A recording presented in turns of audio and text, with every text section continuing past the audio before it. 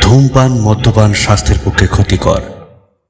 Smoking and alcohol consumption is injurious to health. It causes cancer. তোমরা বুঝতে পারছো? চরণের মুখে এই কথাগুলো শুনেই আমার মাথার ভেতর যেন ঘন্টা বাজতে শুরু করেছিল। আমি তখন জিজ্ঞাসা করলাম, আচ্ছা, লোকটার বয়স কেমন হবে? মানে দেখতে কিরকম ছিল?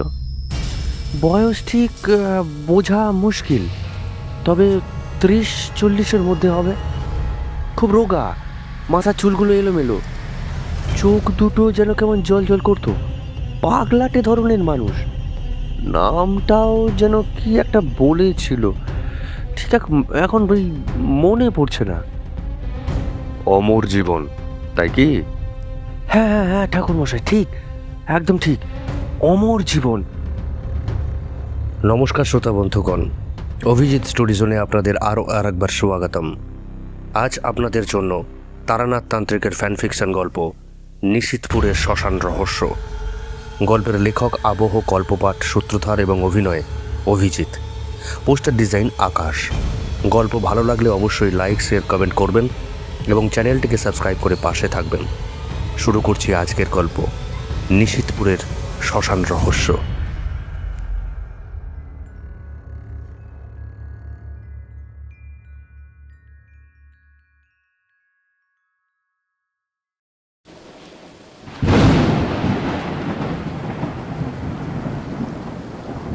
সেদিন সকাল থেকেই আকাশের মুখটা ছিল ভার। দুপুর গড়াতেই কালো মেঘ যেন চারিদিক থেকে এসে আকাশটাকে গ্রাস করে ফেলল। তারপর শুরু হলো বৃষ্টি, প্রথমে টিপটিপ, তারপর ঝমঝম, আর শেষে যেন আকাশের সমস্ত জল একসঙ্গে নেমে এলো পৃথিবীর বুকে। রাস্তার ওপর একের পর এক জলের ধারা বয়ে চলেছে। নর্দমা উপচে জল রাস্তায় উঠে এসেছে। দূরের বাড়িগুলো বৃষ্টির ঘন পর্দার আড়ালে আবছা হয়ে গেছে। মাঝে মাঝে বিদ্যুতের ঝলকানি কালো আকাশটাকে এক মুহূর্তের জন্য সাদা করে দিচ্ছে। তারপরেই কানে তালা লাগিয়ে দেওয়া বজ্রধ্বনি। এই দুর্যোগপূর্ণ আবহাওয়াতেই আমাদের অফিসটা ছুটি হলো। অফিস থেকে বেরিয়েই দেখি চারিদিকে জলে একাকার। ছাতা দিয়েও বিশেষ কোনো লাভ হলো না। ঝোড়ো হাওয়ায় বৃষ্টির ফোঁটা এদিক থেকে ওদিক থেকে এসে জামা কাপড় ভিজিয়ে দিচ্ছে। তবুও আজ মনটা অদ্ভুতভাবে টান ছিল। অনেকদিন তারানাথের কাছে যাওয়া হয়নি। কিশোরীকে আমি মন খুলে সমস্ত কথা বললাম। সেও যেতে রাজি হলো এবং সেও বলল এই তারানাথের ঘরে বসে গরম চা আর গল্প, এর চেয়ে ভালো কিছু আছে নাকি আর। তারপর আমরা দুজনে এক প্রকার ভিজতে ভিজতেই রওনা দিলাম। পথে একটা দোকান থেকে শালপাতার ঠোঙায় গরম গরম ঝাল বড়া, 3-4খানা বেগুনি আর কয়েকটা মোচার চপ কিনে নিল কিশোরী। বৃষ্টির মধ্যে থেকেও গরম তেলে ভাজার গন্ধ মনটাকে কেমন খুশি করে দিল। অবশেষে ভিজে কাক স্নান হয়ে আমরা হাজির হলাম তারানাথের বাড়িতে।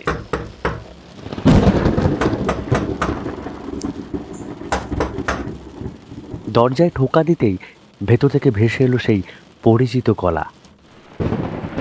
আরে কে হে? আমরা। আরে এসো এসো। দরজা খুলে ঘরে ঢুকতেই দেখি তারানাথটা চিরপরিচিত তক্তপোষে বসে আছে, হাতে আধপোড়া সিগারেট। সিগারেটের শেষ অংশটুকু ফুরিয়ে আসতেই সেটা নারকোলের মালায় গুঁজে রেখে মুখটা তুলে আমাদের দিকে তাকালো। তারপর চোখ কপালে তুলে বলল, আরে তোমরা এই বৃষ্টিতে আসতে পারলে? আমি তো ভেবেছিলুম আজ ওর আসবে না। আমাদের ভিজে অবস্থা দেখে সে হেসে বলল, আগে এসো, মাথাটা মুছে নাও। আমি চারিকে বলি কড়া করে চা করতে, তার সঙ্গে সর্ষের তেল দিয়ে ছোলা কড়াই দিয়ে চাল ভাজা আর দুটো কাঁচা লঙ্কা। এই বৃষ্টির দিনে এর চেয়ে ভালো কিছু হয় নাকি? হ্যাঁ। সঙ্গে সঙ্গে কিশোরী শালপাতার ঠোঙাটা এগিয়ে দিল। আরে এটা আবার কি? বলতে বলতে ঠোঙাটা হাতে নিয়ে খুলল তারানাথ। খুলেই তার মুখে এমন এক আনন্দের হাসি ফুটে উঠল, যেন বহু দিনের হারানো ধন সে ফিরে পেয়েছে। বাহ বাহ, এ তো রাজকীয় ব্যাপার। এক এক করে ঝাল বড়া, বেগুনি আর মোচার চপ বের করতে করতে বলল, তোমরা যে আজ আমার মনটাকেই ভরিয়ে দিলে।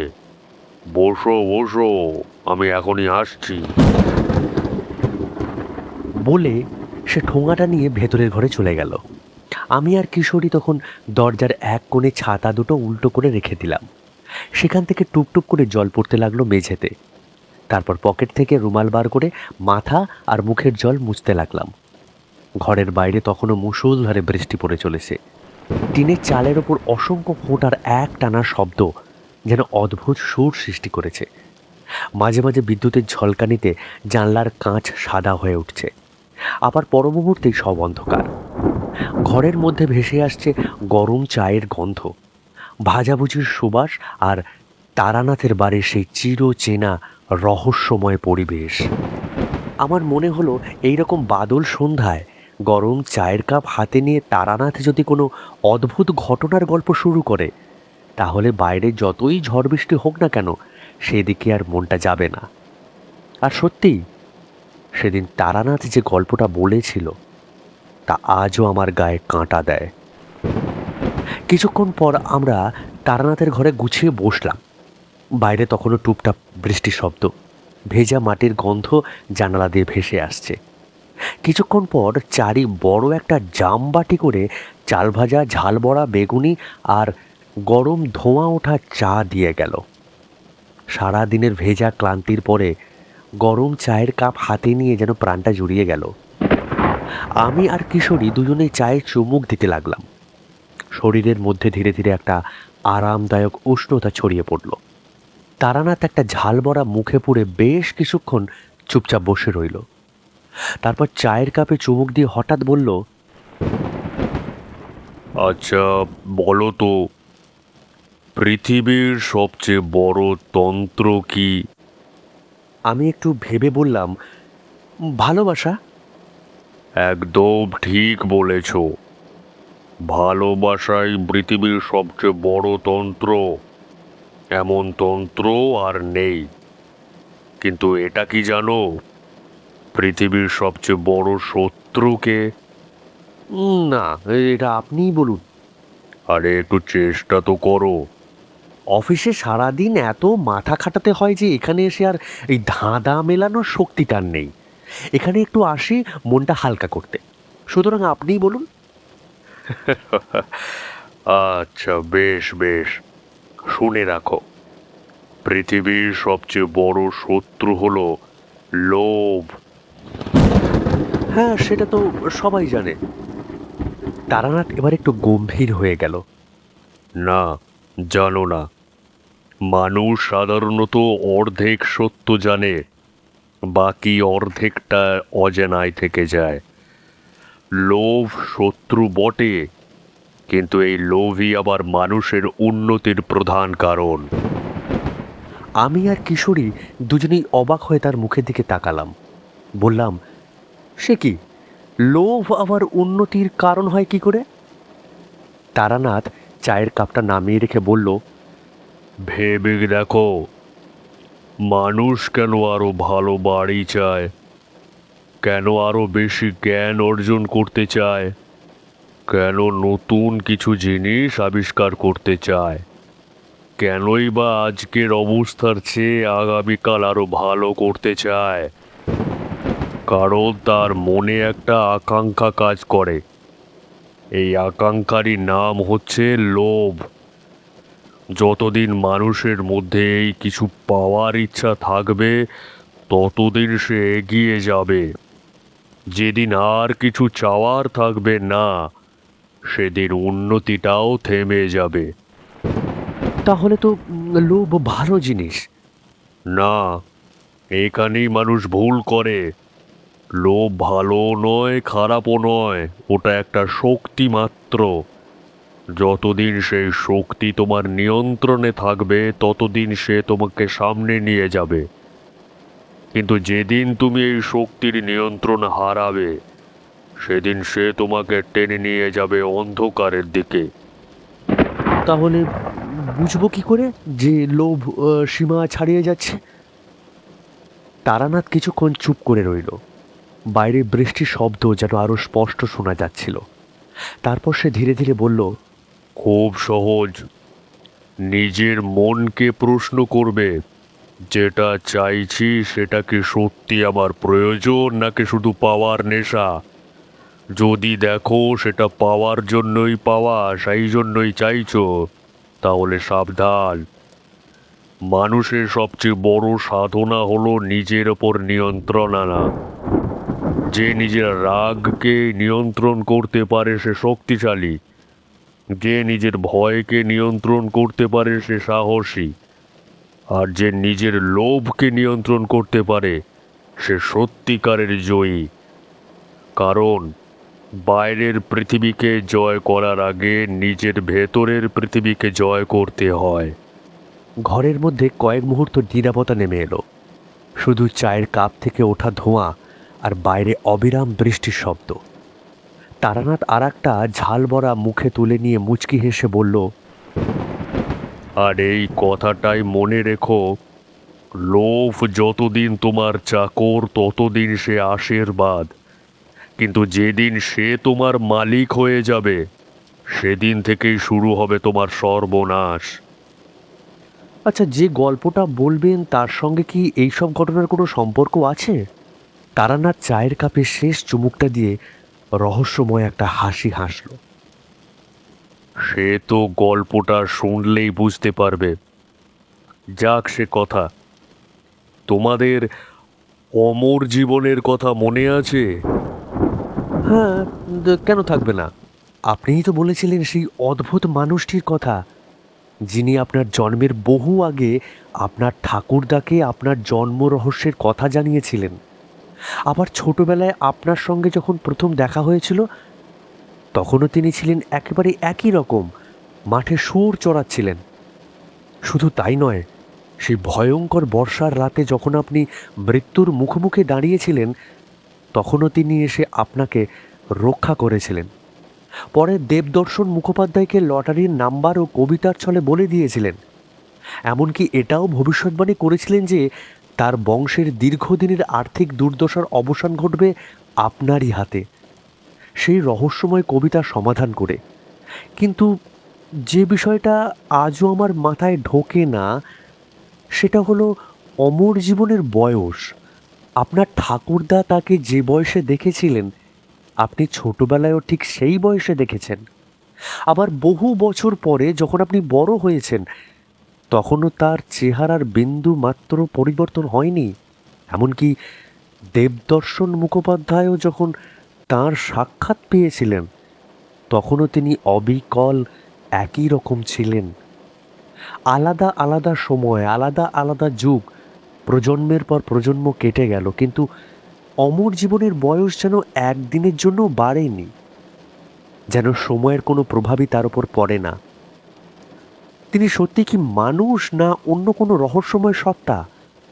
সেই প্রশ্নের উত্তর আজও আমার কাছে অমীমাংসিত। তারানাথ একটু চায়ে চুমুক দিয়ে কিছুক্ষণ চুপ করে রইলেন। বাইরে তখন মেঘলা আকাশ, দূরে কোথাও বৃষ্টির শব্দ ভেসে আসছে। তারপর ধীরে ধীরে বললেন, শুধু তোমাদের কাছে নয়, আমার কাছেও সেই রহস্য আজও অমীমাংসিত রয়ে গেছে। কিন্তু হঠাৎ অমর জীবনের কথা কেন তুললেন?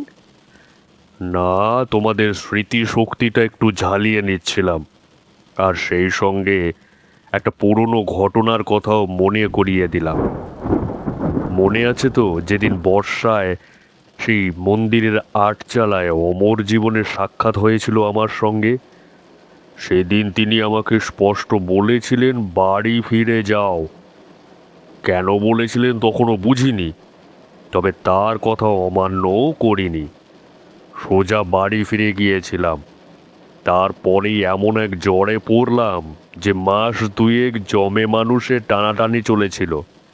গ্রামের কবিরাজ, ডাক্তার, ওঝা যাকে পাওয়া গেছে তাকেই ডাকা হয়েছে। অনেকেই ভেবেছিল আর বোধহয় আমি বাঁচব না, কিন্তু শেষ পর্যন্ত ভাগ্যক্রমে মৃত্যুর মুখ থেকে ফিরে এলাম। সুস্থ হওয়ার পর তখন বুঝতে পারলাম কেন অমর জীবন আমাকে সেদিন ফিরে যেতে বলেছিলেন। হয়তো তিনি আগেই সব কিছু দেখতে পেয়েছিলেন। কথাগুলো বলতে বলতে তারানাথের চোখ যেন দূরের কোনো অতীতে হারিয়ে গেল। তোমরা তো জানো আমার পায়ে যেন সর্ষে দেওয়া আছে। এক জায়গায় বেশি দিন মন টেকে না। ঘর বাড়ি সংসার বাধা ধরা জীবন এসব কোনোদিনই আমাকে আটকে রাখতে পারেনি। তাই শরীরটা একটু সুস্থ হতেই আবার বেরিয়ে পড়লাম। ভবঘুরের জীবনটাই আমার সবচেয়ে বেশি ভালো লাগে। কোনো দায় নেই, দায়িত্ব নেই, আগামীকালের চিন্তা নেই। যেখানে সন্ধ্যা নামে সেখানেই আশ্রয়, যেখানেই ভোর হয় সেখান থেকেই আবার পথ চলা।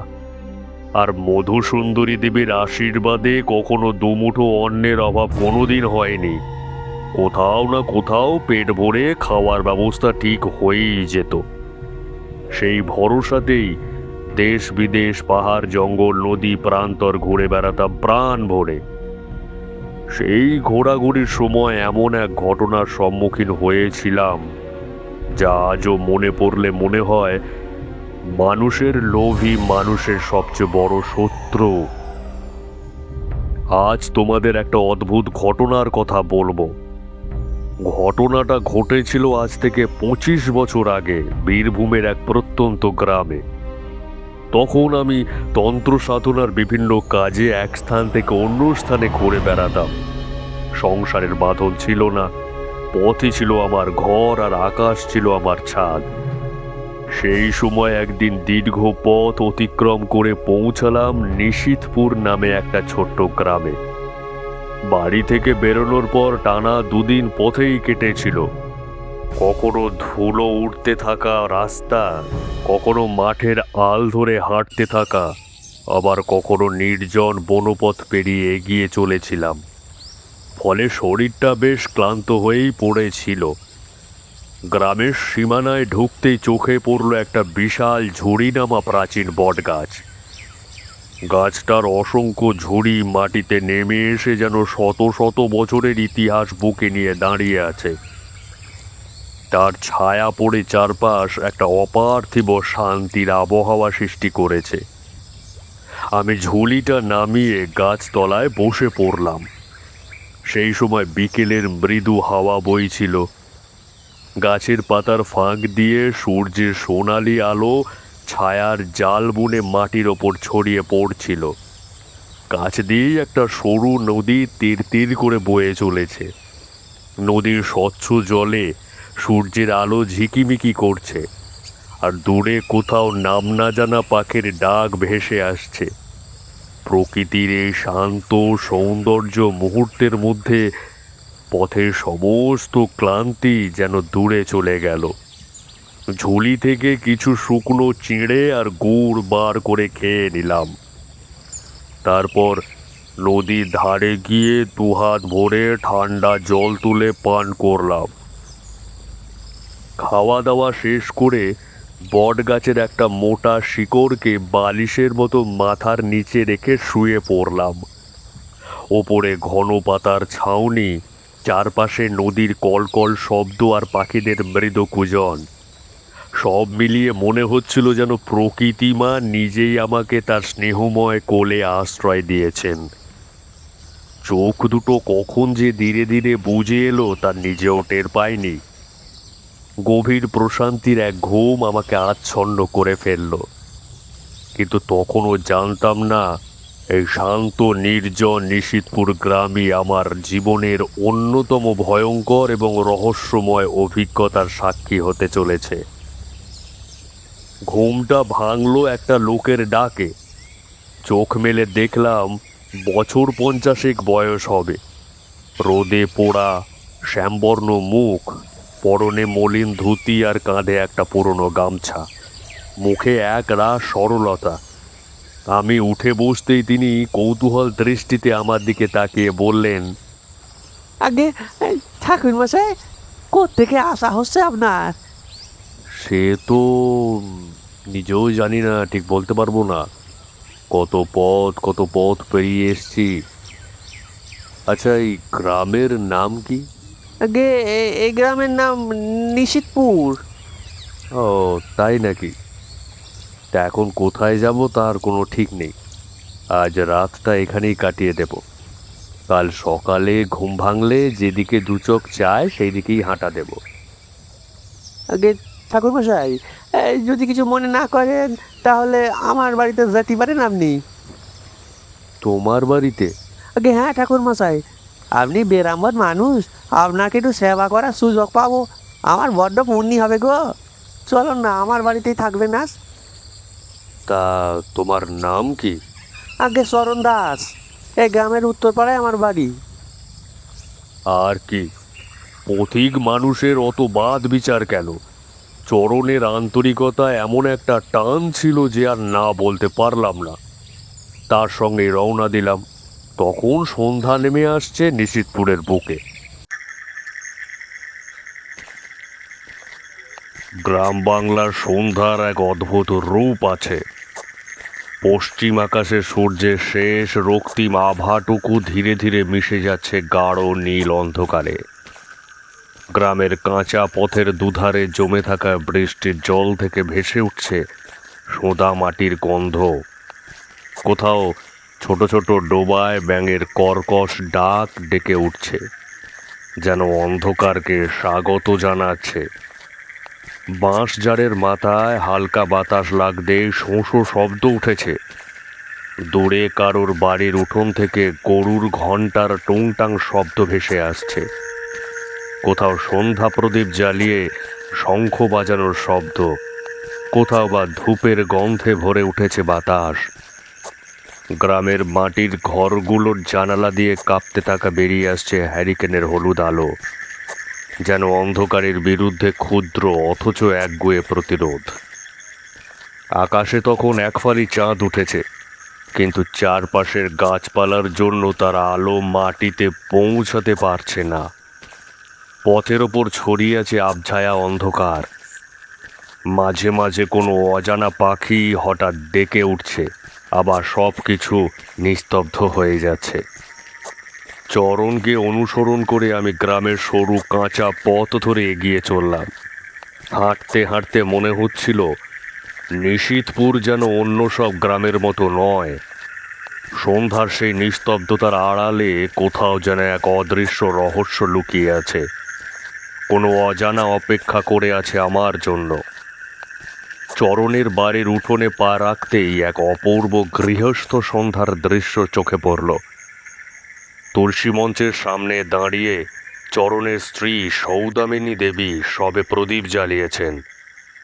প্রদীপের সোনালি শিখা সন্ধ্যার আবছা অন্ধকারকে যেন পবিত্র আভা দিয়ে ছড়িয়ে দিচ্ছে। দু হাত জোর করে তিনি তুলসীকে প্রণাম করলেন, তারপর শঙ্খ তুলে ফুঁ দিলেন। শঙ্খধ্বনির গম্ভীর সুর নিস্তব্ধ বাতাসে ছড়িয়ে পড়ল, যেন চারিদিকের অন্ধকারকে দূরে সরিয়ে দিচ্ছে।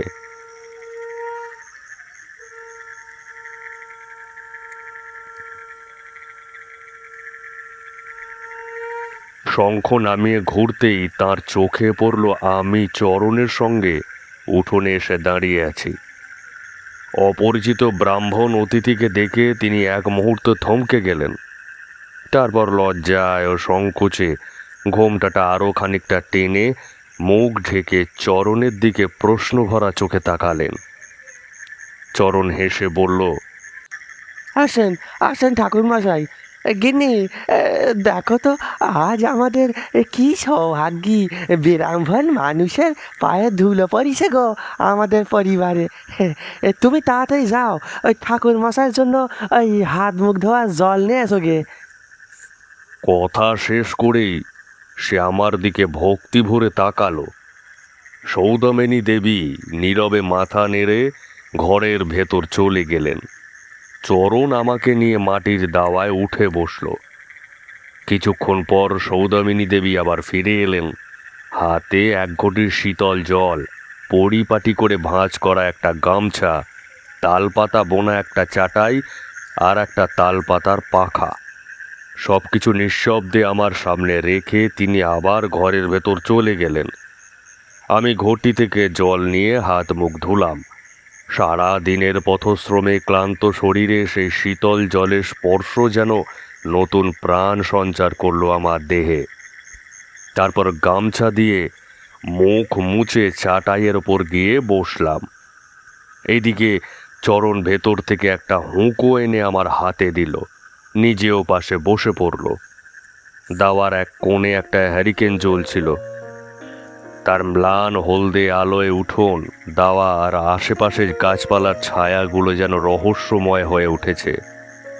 দূরের জঙ্গল থেকে অবিরাম ঝিঝি পোকার ডাকের আওয়াজ, বাতাসে মাধবীলতার মিষ্টি গন্ধ, চাঁদের আলোয় চকচক করা নারকোল গাছের পাতা, হালকা বাতাসে পাতাগুলোর মৃদু দোলন আর রাতের সেই নীরব নিস্তব্ধতা মিলিয়ে চারপাশে এমন এক অপার্থিব সৌন্দর্যের সৃষ্টি করেছিল যা আজও আমার স্মৃতিতে অম্লান হয়ে আছে। সেই সন্ধ্যায় নিশীথপুরের ছোট্ট গৃহস্থ বাড়ির দাওয়ায় বসে আমার মনে হয়েছিল পৃথিবীর সমস্ত ঐশ্বর্য হয়তো এই সরলতা, আন্তরিকতা আর প্রাকৃতিক নৈসর্গ সৌন্দর্যের কাছেই তুচ্ছ। সৌদামিনী কিছুক্ষণ পর জল খাবার এনে দিয়ে চলে গেলেন। একটা পিতলের থালায় মুড়ি, বাতাসা আর টাটকা নারকোলের টুকরো সাজানো, সঙ্গে এক ঘটি ঠান্ডা জল। ঘোমটার আড়াল থেকে একবার কৌতূহলী চোখে আমার দিকে দেখে তিনি আবার নিঃশব্দে ভেতরে চলে গেলেন। আমি জল খাবারে হাত দিলাম। চরণ ও দাওয়া এক কোণে বসে নানান গল্প করতে লাগলো। এই গ্রামের কথা, চাষবাসের কথা, সংসারের কথা, সব মিলিয়ে বেশ কিছুক্ষণ কেটে গেল। হঠাৎ চরণের মুখটা কেমন গম্ভীর হয়ে উঠল। ঠাকুরমশাই, একটা কথা আপনারে বলি। হ্যাঁ, করো। আপনি আমাদের রান্নাঘরের তৈরি খাবার খাবেন তো? হ্যাঁ, আমার কোনো অসুবিধা নেই। আচ্ছা আচ্ছা ঠাকুরমশাই। ঠাকুরমশাই, আমাকে ক্ষমা করবেন। কেন, কি হয়েছে? আসলে আপনাকে বাড়িতে নিয়ে আসার পেছনে আমার একটা স্বার্থ আছে। আমি তো চরণের দিকে তাকালাম। মানে, আমাকে নিয়ে তোমার কি স্বার্থ থাকতে পারে? আছে ঠাকুরমশাই, আছে। তা বলো, শুনি। আজ থেকে প্রায় 3 মাস আগে একদিন সকালে একটা অদ্ভুত লোক আমার বাড়ির চৌকাঠে এসে দাঁড়ালো। আমি ভেবেছিলাম পথ ভুলে হয়তো এসেছে। জিজ্ঞাসা করলাম কাকে খুঁজছেন। সে বলল কাউকে নয়, আমাকেই নাকি সে খুঁজছে। একটা রাত শুধু আমার বাড়িতে থাকবে, তারপর আবার চলে যাবে। অতিথি নারায়ণ ভেবে থাকতে বললাম, কিন্তু লোকটা চাল চলন দেখে আমার কেমন যেন হতে লাগলো। একটা লাঠি নিয়ে সে সারা বাড়িটা মেপে বেড়ালো। উঠোন, গোয়ালঘর, রান্নাঘর, কোথাও সে বাদ দিল না। তারপর ঝরে পড়া সে শুকনো পাতা কুড়িয়ে এনে উঠোনে কিসব অদ্ভুত নকশা আঁকলো। মনে হচ্ছিল যেন কোনো হিসেব নিকেশ করছে। তারপর হঠাৎ আমাকে বলল যে তোমার বাড়িতে আমি থেকে স্বপ্ন দেখতে চাই। আমি তো অবাক। স্বপ্ন দেখার জন্য আবার বিশেষ বাড়ি লাগে নাকি? সে বলল সব জায়গায় নাকি স্বপ্ন আসে না, কিন্তু আমার বাড়ি নাকি স্বপ্ন দেখার জন্য একেবারে আদর্শ। দুপুরে তাকে খেতে দিলাম। সে যা খেলো ঠাকুরমশাই, তা দেখে আমি হতবাক। আমার 5 বছরের ছেলে গোপালও এর চেয়ে বেশি খায়। এক মুঠো ভাত আর সামান্য ডাল, ব্যাস। সারাদিন ওই দাওয়াতেই বসে রইল। কখনো মাটিতে ডাক কাটে, কখনো আকাশের দিকে তাকিয়ে বিড়বিড় করে কী সব যেন বলে, কখনো আবার নিজের সঙ্গেই কথা বলে। রাতে আমরা অনেক অনুরোধ করলাম কিছু খাওয়ার জন্য, কিন্তু সে রাজি হলো না। সে বলল রাতে খেলে নাকি স্বপ্ন দেখা যায় না। শেষ পর্যন্ত এই দাওয়ার উপরেই শুয়ে পড়ল সে। পরদিন ভোরে উঠে চলে যাওয়ার সময় সে আমাকে ডেকে একটা কথা বলেছিল। বলল আগামী 3 মাসের মধ্যে এক সাধু আমার গ্রামে আসবে। গ্রামে যা কিছু হচ্ছে তাকে সব খুলে বলো। সে সব ঠিক করে দেবে। এই বলে সে আর এক মুহূর্ত দাঁড়ালো না। কুয়াশার মধ্যে দিয়ে হাঁটতে হাঁটতে কোথায় যেন মিলিয়ে গেল।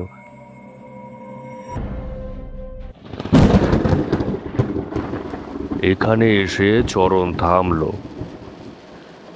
তারানাথের গল্প শুনতে বসা আমাদের কাছে স্পষ্ট দেখতে পাচ্ছিলাম সেই অদ্ভুত মানুষটাকে। বৃদ্ধ তারানাথ তখন আমাদের দিকে তাকিয়ে মৃদু হেসে বললেন, তোমরা বুঝতে পারছো? চরণের মুখে এই কথাগুলো শুনেই আমার মাথার ভেতর যেন ঘন্টা বাজতে শুরু করেছিল। আমি তখন জিজ্ঞাসা করলাম, আচ্ছা, লোকটার বয়স কেমন হবে, মানে দেখতে কিরকম ছিল? বয়স ঠিক বোঝা মুশকিল, তবে 30-40-এর মধ্যে হবে। খুব রোগা, মাথার চুলগুলো এলোমেলো, চোখ দুটো যেন কেমন জল জল করতো। পাগলাটে ধরনের মানুষ। নামটাও যেন কি একটা বলেছিল, ঠিক এখন ওই মনে পড়ছে না। অমর জীবন, তাই কি? হ্যাঁ হ্যাঁ হ্যাঁ ঠাকুরমশাই, ঠিক, একদম ঠিক, অমর জীবন। কিন্তু আপনি কি করে জানলেন ঠাকুরমশাই? আপনি কি তাকে চেনেন? হ্যাঁ, চিনি। তারপর বলো। তারপর আর কি, আজ আপনাকে যখন গ্রামের পথে দেখলাম তখন তার কথাই প্রথম মনে হলো। তাই এক প্রকার জোর করেই আপনাকে আমার বাড়িতে নিয়ে এলাম। তা তোমাদের গ্রামে কি ঘটছে খুলে বলো দেখি। বলছি ঠাকুরমশাই, তবে তার আগে গইলে একটু ধোঁ দিয়ে আসি। গরুগুলোকে মশা খুব জ্বালাচ্ছে। ততক্ষণ আপনি বসুন, তামাক খান। এই বলে সে উঠোন পেরিয়ে গোয়ালের দিকে চলে গেল। উঠোনের তুলসী তলায় সৌদামিনীর জ্বালানো প্রদীপের শিখা বাতাসে কেঁপে উঠল। আমি চুপচাপ বসে রইলাম। আমার মনে তখন একটাই নাম ঘুরপাক খাচ্ছে, অমর জীবন। কিছুক্ষণ পর চরণ ফিরে এলো, কিন্তু এবার তার মুখের চেহারা আগের মতো ছিল না।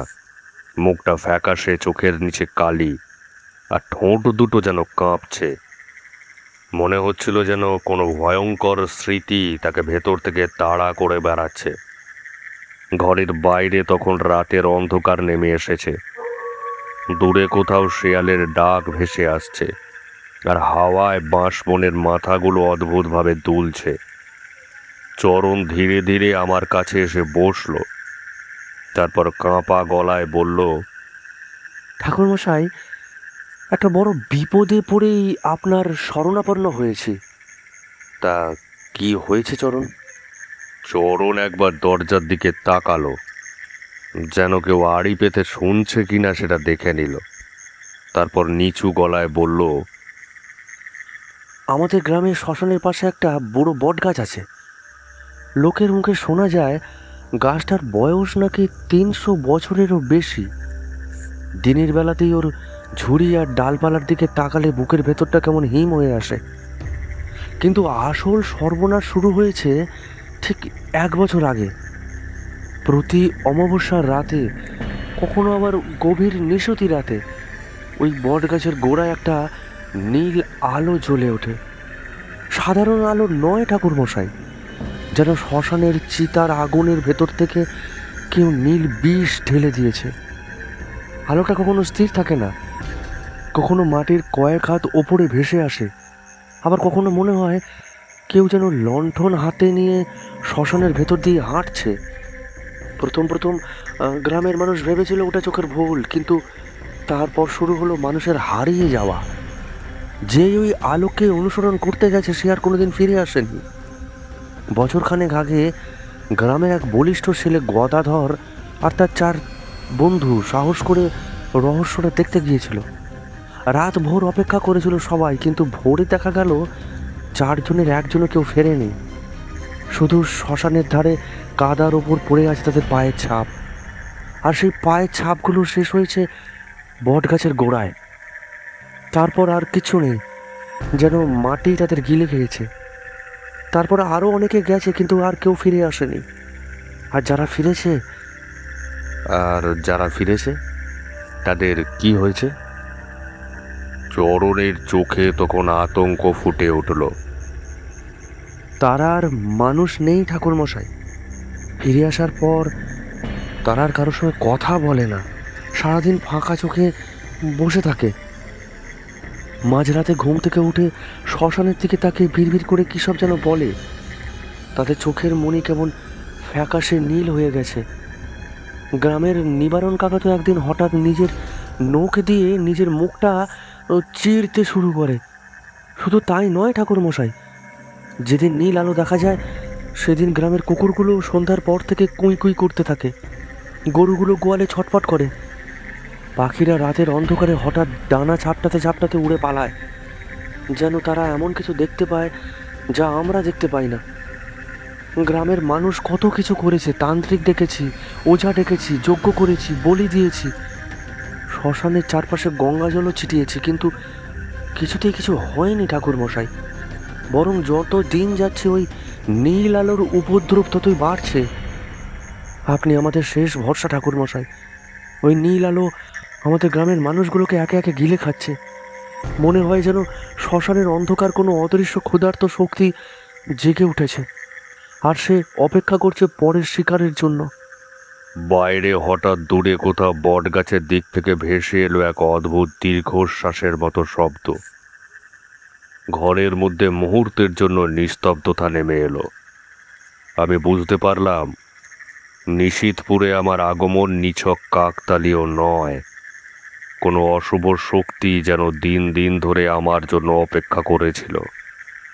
চরণ তার সমস্ত কথা এক এক করে সব বলল। কথাগুলো বলতে বলতে যেন তার বুকের ভেতরে জমে থাকা আতঙ্ক বেরিয়ে এলো। শেষবারের মতো ঢোক গিলে সে আমার মুখের দিকে তাকিয়ে রইল। আমি তাকে আশ্বস্ত করলাম, ভয় পেও না চরণ, আমি যথাসাধ্য চেষ্টা করব তোমাদের এই বিপদ থেকে উদ্ধার করতে। আমার কথায় চরণের মুখে সামান্য স্বস্তির ছাপ ফুটে উঠল বটে, কিন্তু আমার নিজের মনেই তখন হাজার প্রশ্নের ঘূর্ণিঝড়। কি সেই নীল আলো? কেনই বা মানুষ তার টানে গিয়ে নিখোঁজ হয়ে যাচ্ছে? আর যারা ফিরে আসছে তারা কেন এরকম অস্বাভাবিক থাকছে? কোনো উত্তরই তখন আমার জানা ছিল না। যাই হোক, রাত অনেক হয়ে গিয়েছিল। সৌদামিনী রাতের খাবার পরিবেশন করলো। কলা পাতায় ধোয়া ওঠা গরম ভাত, ঘি ফোড়ন দেয়া মুগের ডাল, মাছের ডিমের বড়া আর ঘন মশলা সুগন্ধে ভরা মাছের কালিয়া। সারাদিনের ক্লান্তি আর খিদে নিয়ে তৃপ্তি করে খেয়ে নিলাম। খাওয়া শেষ হলে চরণ আবার হাজির হলো এক ঘটি গরম দুধ আর দুটো পাকা মর্তমান কলা নিয়ে। সেগুলো সেরে নিয়ে উঠোনের দাওয়ায় বসে হুকোয় ধীরে ধীরে টান দিতে লাগলাম। রাত তখন গভীর হচ্ছে। দূরে কোথাও ঝিঝির একটানা ডাক আর মাঝে মাঝে শিয়ালের ডাক ভেসে আসছে। হুকোর ধোয়ার পাক খেতে খেতে অন্ধকারে মিলিয়ে যাচ্ছে, আর আমি মনে মনে পরের দিনের পরিকল্পনা করতে লাগলাম। যতই ভাবছি ততই মনে হচ্ছে রহস্যের সূত্র লুকিয়ে আছে সেই শ্মশানের ধারের বটগাছটার কাছেই। সেখানে না গেলে কিছুই বোঝা যাবে না। এই সময় চরণ ইতস্তত করে জিজ্ঞাসা করলো, ঠাকুরমশাই, কিছু ভাবলেন? দেখো চরণ, এত তাড়াতাড়ি কিছু বোঝা সম্ভব নয়। আগে নিজের চোখে সব কিছু দেখতে হবে। কাল সকালে ওই বটগাছটার কাছে যাব। যাবেন? শুধু আমি নয়, তুমিও আমার সঙ্গে যাবে। কথাটা শুনেই চরণের মুখের রং ফ্যাকাশে হয়ে গেল। আমি সেখানে? হ্যাঁ, তুমি। ভয় কিসে? আমি তো থাকবো তোমার সঙ্গে। চরণ আর কিছু বলল না, তবে তার চোখের গভীরে যে আতঙ্ক দেখেছিলাম তা আমার নজর এড়ায়নি। সেই আতঙ্ক বুকে নিয়ে সে বিদায় নিল। আমিও শুয়ে পড়লাম, কিন্তু সেদিন রাতে ঘুম সহজে আসেনি। বারবার মনে হচ্ছিল নিশীথপুরের সেই রহস্যময় নীল আলো যেন অন্ধকারের আড়াল থেকে আমাকেই ডাকছে।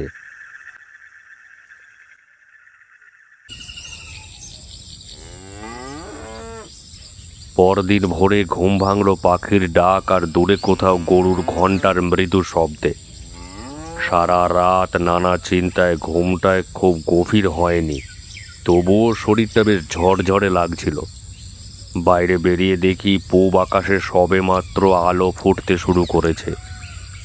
কুয়াশার পাতলা আস্তরণে ঢেকে গেছে নিশীথপুর গ্রামের চারপাশ। শিশিরে ভেজা ঘাসের ঢগাগুলো সকালের প্রথম আলোয় যেন রূপোর দানার মতো ঝিলমিল করছে। স্নান সেরে মায়ের নাম জপ করে গলায় রুদ্রাক্ষের মালা পরে বেরোলাম। চরণ তখন উঠোনে আমার জন্য অপেক্ষা করছিল। তার মুখে অদ্ভুত এক উদ্বেগ, যেন দিনের আলোতেও সে রাতের অশুভ ছায়াকে ভুলতে পারছে না। চরণ মৃদু স্বরে বলল, চলুন ঠাকুরমশাই। আমি মাথা নেড়ে তার সঙ্গে হাঁটা দিলাম।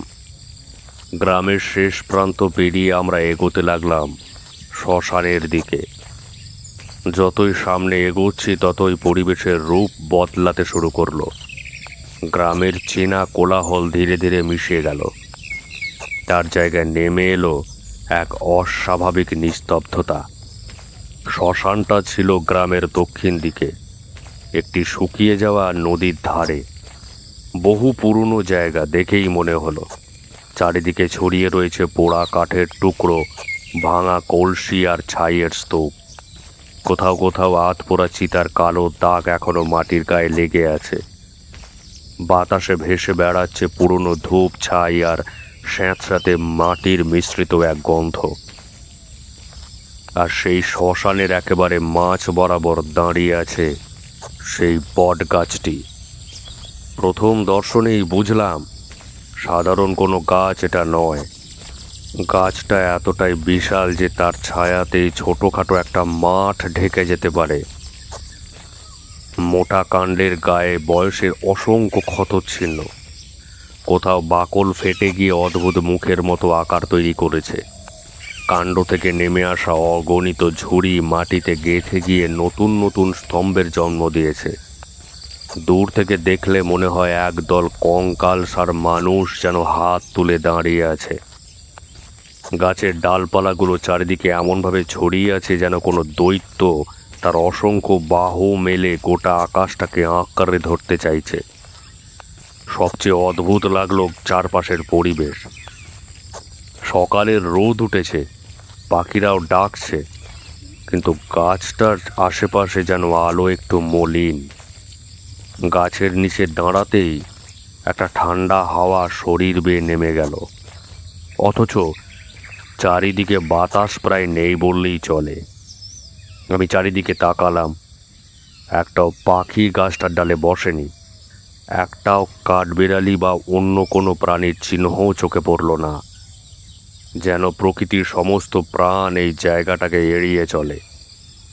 চরণ আমার কাছাকাছি এসে দাঁড়ালো। তার গলার স্বর কেঁপে উঠল। এই সেই গাছ ঠাকুরমশাই, রাত হলে এই কাণ্ডটার গোড়া থেকেই নীল আলো বেরোতে থাকে। যারা দেখতে পেয়েছে তারা আর কোনোদিন ফেরেনি। আমি কোনো উত্তর দিলাম না, নীরবে গাছটার দিকে তাকিয়ে রইলাম। তারপর ধীরে ধীরে গাছের কাণ্ডে হাত রাখলাম। মুহূর্তের জন্য বুকের ভেতরটা কেমন যেন অস্থির হয়ে উঠল। মনে হলো এই প্রাচীন বটগাছ শুধু মাটির রস খেয়ে বেঁচে নেই, এর শিকড়ে গভীরে লুকিয়ে আছে বহু বছরের কোনো অন্ধকার ইতিহাস। আর সেই ইতিহাস এখনও শেষ হয়নি। সেই রকম কোনো অস্বাভাবিকতা দিনের আলোয় আমার চোখে পড়ল না। বটগাছটার চারপাশে ঘুরে দেখলাম, শ্মশানের প্রতিটা কোণ খুঁটিয়ে পর্যবেক্ষণ করলাম, কিন্তু সব কিছুই যেন স্বাভাবিক। অথচ গ্রামের মানুষের আতঙ্ক, নিখোঁজ হয়ে যাওয়া যুবকদের গল্প আর রহস্যময় নীল আলোর কথা বারবার মনে করিয়ে দিচ্ছিল এই অস্বাভাবিকতার আড়ালেই কোথাও লুকিয়ে আছে এক গভীর অন্ধকার। অগত্যা ফিরে চললাম চরণের বাড়িতে, কিন্তু মনটা আর স্থির থাকলো না। দাওয়া এক কোণে বসে দীর্ঘক্ষণ চিন্তা করতে লাগলাম।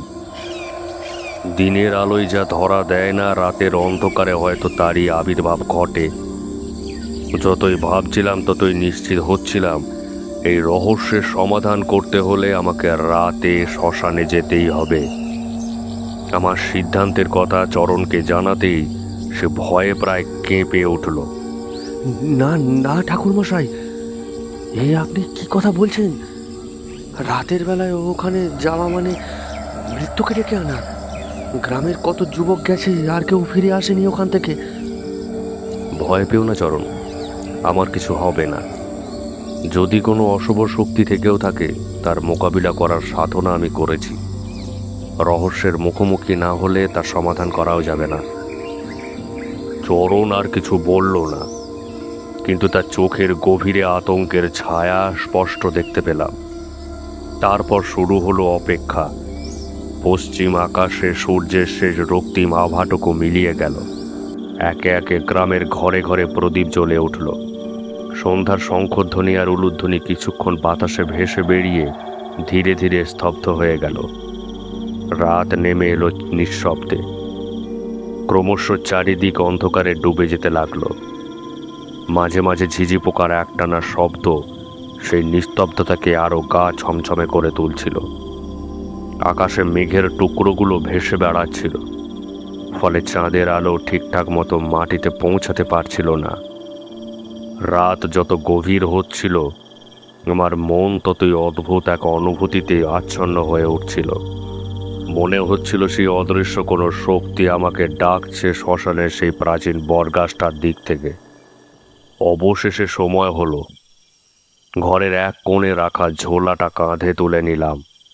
গলায় ইষ্ট কবচ স্পর্শ করে মন্ত্র স্মরণ করলাম। তারপর নিঃশব্দে চরণের বাড়ি থেকে বেরিয়ে পড়লাম। গ্রামের সরু পথ ধরে এগোতে লাগলাম একা।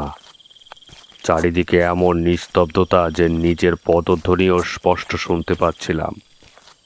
দূরে কালো অন্ধকারের মধ্যে শ্মশানের গাছগুলোর অস্পষ্ট অবয়ব দেখা যাচ্ছিল, আর সেই অন্ধকারের বুক চিরে কোথাও যেন আমার জন্য অপেক্ষা করছিল বহুদিনের এক অমীমাংসিত রহস্য।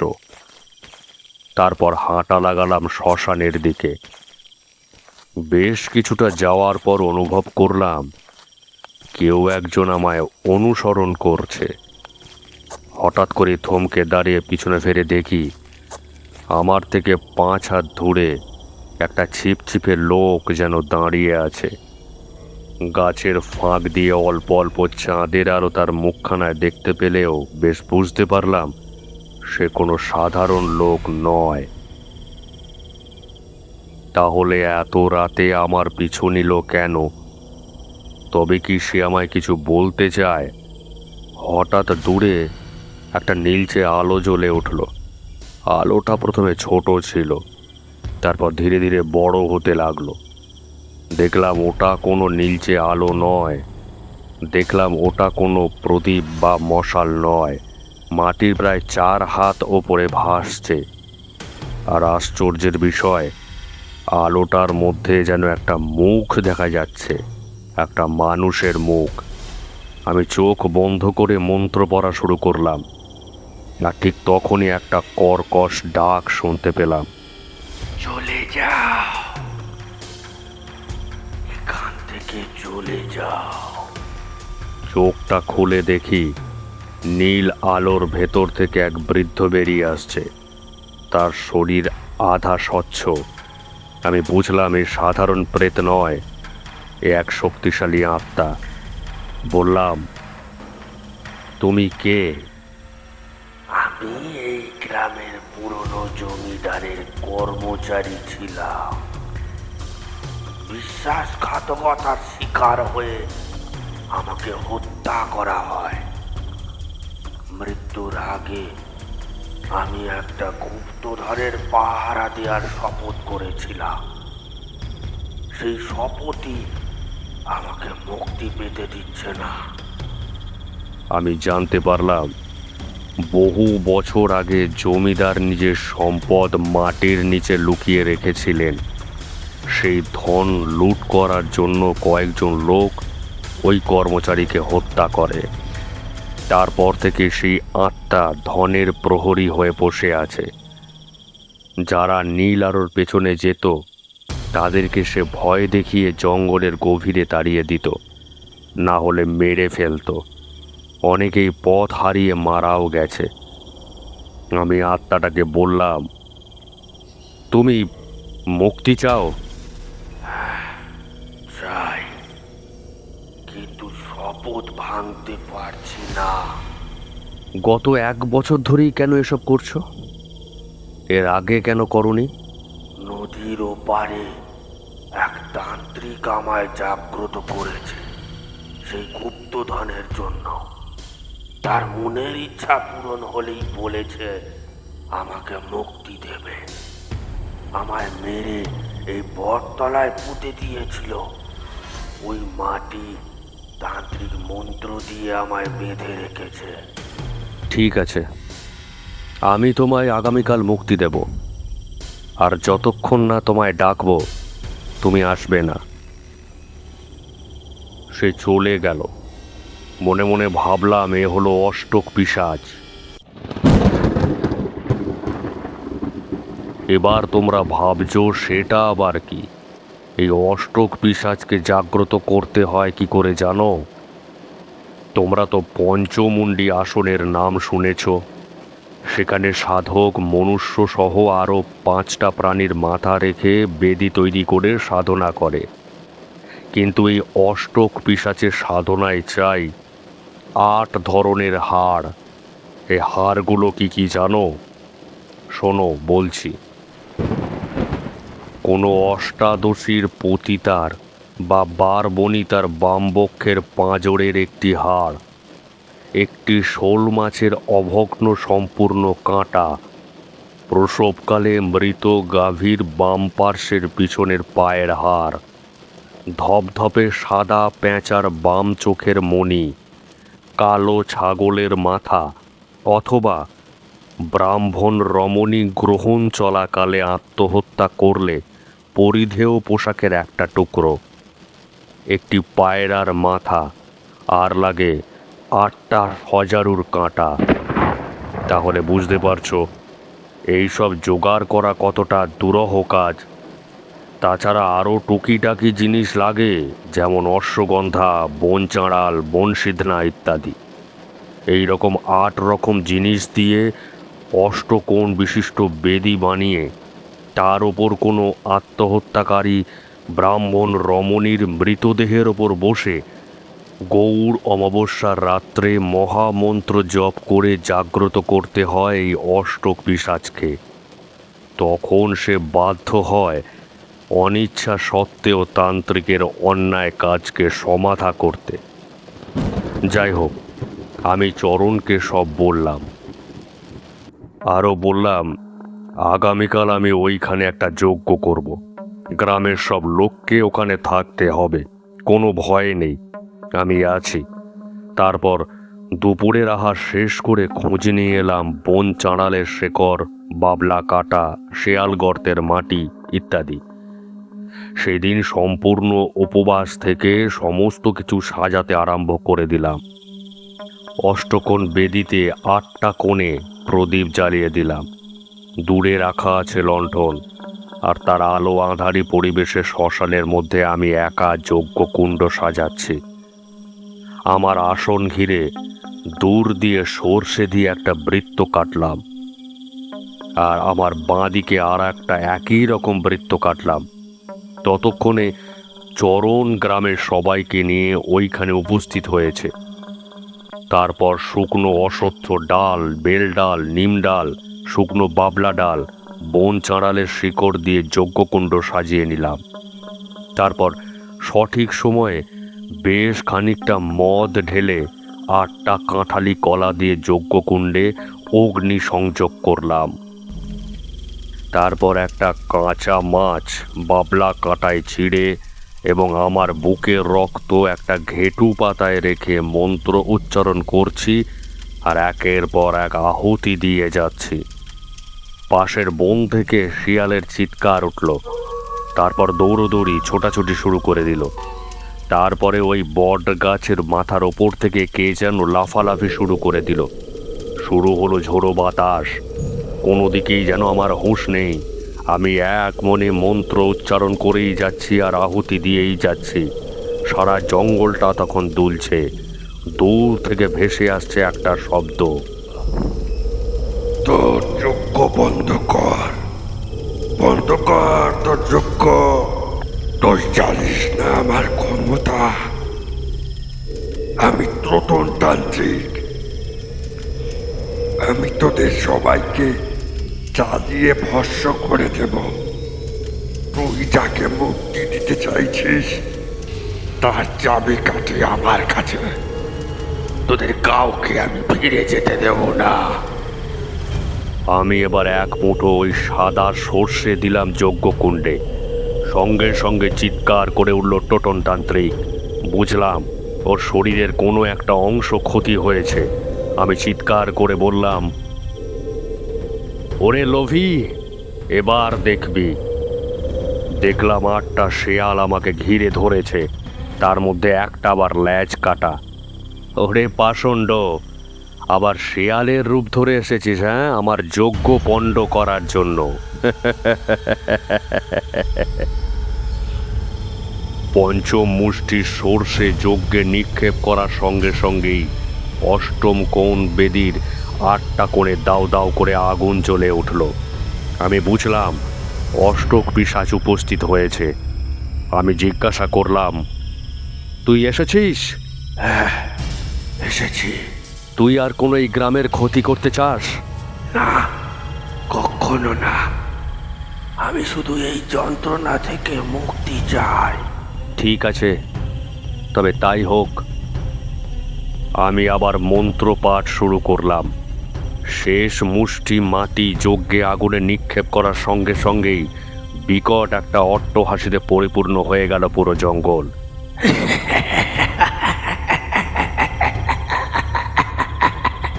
আর তার সঙ্গে সঙ্গে দেখলাম একটা কাটা মুন্ডু যেন কেউ নিক্ষেপ করলো যজ্ঞের আগুনে।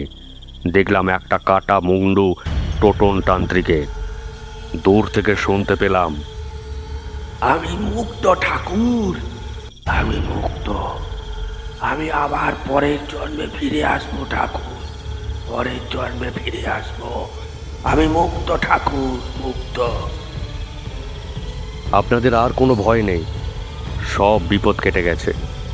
যজ্ঞের আগুন সম্পূর্ণ নির্বাপিত না হওয়া পর্যন্ত আমি এখানেই থাকব। আপনারা এখান থেকে চলে যান। ওরা সবাই বাড়ির পথে রওনা হলো। আমি ঝোলা গোছাতে লাগলাম। ঠিক সেই সময় এলো বৃষ্টি আর তার সাথে বজ্রপাত। যজ্ঞের আগুন নির্বাপিত হলো। তখন ভোর হয়ে আসছে। আমি চললাম চরণের বাড়ির উদ্দেশ্যে। ধন্য ঠাকুর আপনি, ধন্য। আপনি আপনি মানুষ নন, আপনি দেবতা। দেবতা ঠাকুর, আপনি দেবতা। না না, ওসব কথা বলতে নেই। আমি করুণাময়ী মায়ের দাস, আগে নিতান্ত সাধক মাত্র। আপনারা সবাই এখন বিপদমুক্ত। এখন আমাকে যেতে হবে। তা কি করে হয় ঠাকুর? অন্তত আর কটা দিন এখানে থেকে যান। না, আমাকে যে যেতে হবে সপ্তগ্রাম, এও মায়েরই নির্দেশ। তারাও আমার জন্য অপেক্ষা করছে। আমি চলি।